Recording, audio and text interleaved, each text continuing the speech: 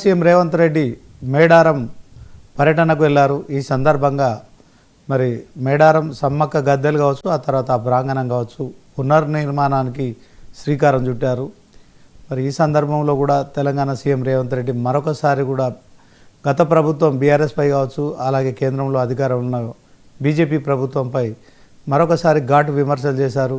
So గత ప్రభుత్వం వనదేవతలకి నిధులు ఇవ్వకుండా మరి నిర్లక్ష్యం చేశారని ఆరోపించారు. అదే క్రమంలో కేంద్రంలో ఉన్న బీజేపీ సర్కార్పై కూడా మరి కేవలం కుంభమేళకు మాత్రమే వేల కోట్లు ఇస్తున్నారు.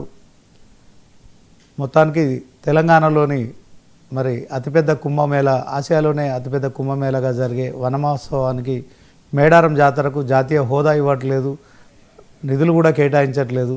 సో వివక్ష చూపెడుతున్నారు. సో గతంలో తాను టీపీసీసీ అధ్యక్షుడిగా మరి ఇక్కడి నుంచే పాదయాత్ర ప్రారంభించాను.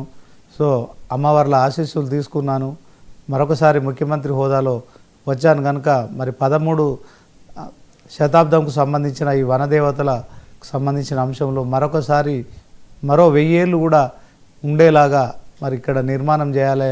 తర్వాత ఇక్కడ ప్రజల జీవన స్థితిగతులు మెరుగుపరచాలి.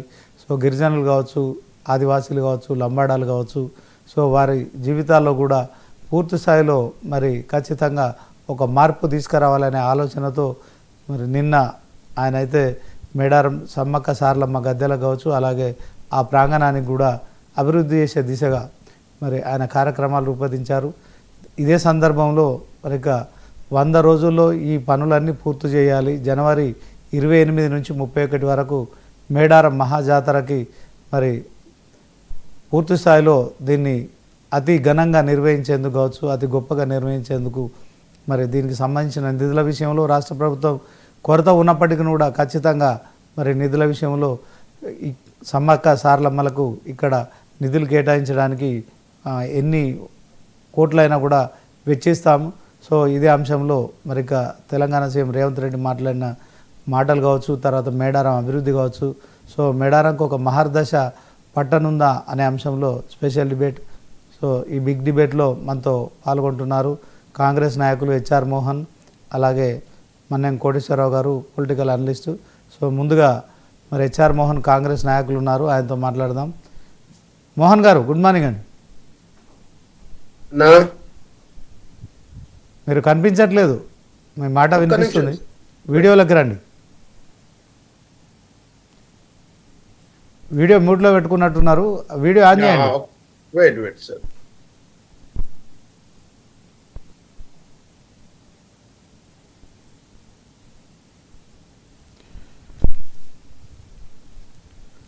ఓకే హెచ్ఆర్ మోహన్ గారు ఒకసారి నేను good morning sir Koteswararao sir.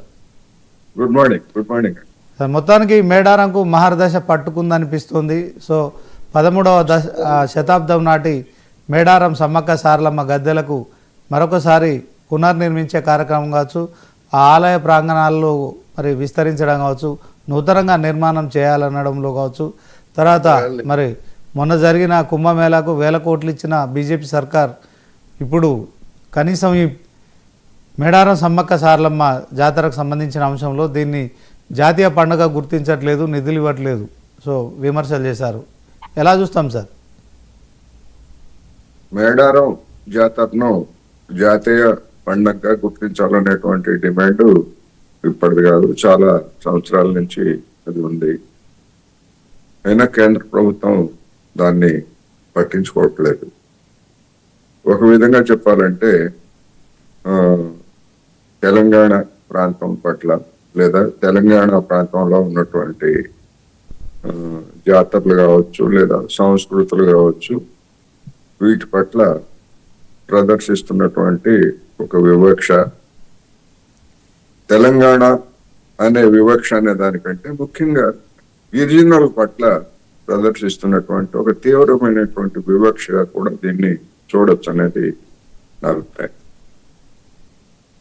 అందుకని ఇలాంటి జాతరలు కావచ్చు, కుంభమేళాలు కావచ్చు, లేకపోయిట్లయితే 12 సంవత్సరాలకు ఒకసారి వివిధ నదులకు జరిగేటువంటి పుష్కరాలు కావచ్చు, వీటన్నిటికీ సంబంధించి రాష్ట్రాలతోటి సంప్రదించి కేంద్ర ప్రభుత్వము ఒక జాతీయ విధానాన్ని అనుసరించాల్సినటువంటి అవసరం ఉన్నది.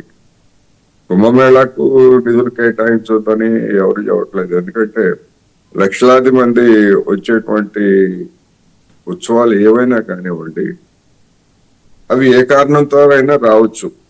మూఢభక్తితోనా, లేకపోతే మరొక దాంతోనా ఏ కారణంతో అయినా జనం వస్తున్నారు. జనం వస్తున్నప్పుడు కనీస సౌకర్యాలు ఇబ్బందులు పడకుండా ఏర్పాట్లు చేయాల్సినటువంటి బాధ్యత ప్రభుత్వాల మీద ఉన్నది. అందువలన దీనికి ఇటువంటి ఉత్సవాలు ఏమున్నాయి అని గుర్తించి వాటన్నిటికీ ఒక జాతీయ విధానాన్ని రూపొందించాల్సినటువంటి అవసరం కనిపిస్తా ఉంది. ఇక సమ్మక్క సారవమ్మ జాతర లేకపోతే వాళ్ళకి సంబంధించి చూస్తే వీళ్ళు సమ్మక్క సారలమ్మ వీళ్ళు ఒక పోరాట యోధురాళ్ళు. రాచరికం మీద తిరుగుబాటు చేసినటువంటి గిరిజన మహిళలు. వాళ్ళని దేవతలుగా పూజించవచ్చు, లేకపోతే అది ఎవరి ఇష్టం వాళ్ళది, దాన్ని ఏమి తప్పుపట్టట్లే. కానీ ఇక్కడ నిలబెట్టాల్సింది వారి యొక్క ప్రత్యేకతను నిలబెట్టాల్సింది ఏంటంటే అన్యాయం మీద తిరుగుబాటు చేసినటువంటి వారిగా వాళ్ళని జనం ముందుకు తీసుకురావాలి. ఒక దేవతలుగా మార్చేసి దేవతలుగా పూజలు చేయటం అంటే ఇంకా జనంతో సంబంధం లేకుండా చేసినట్లు అవుతుంది నా అభిప్రాయం ప్రకారం.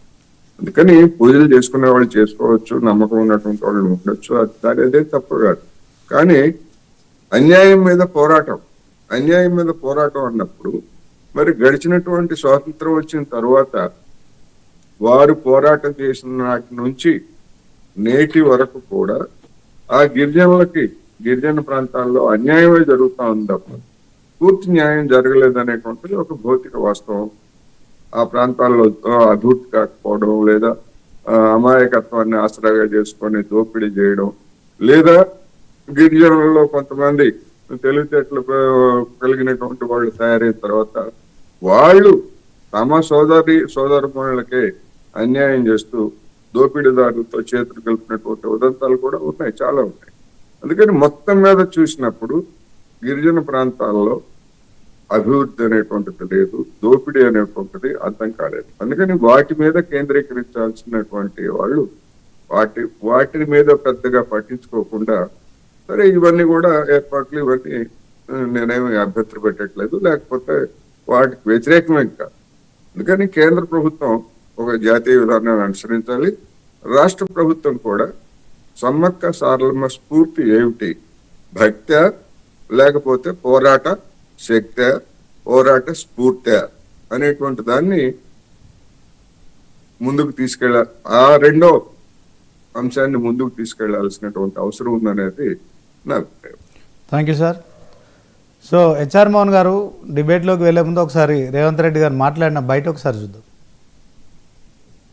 2023 ఫిబ్రవరి 6 నాడు ప్రజాపాలన తీసుకురావాలి, ప్రజల దగ్గరికి వెళ్ళి వారి సమస్యలు తెలుసుకోవాలని ఆలోచన చేసినప్పుడు ఎక్కడి నుంచి ఈ పాదయాత్ర మొదలు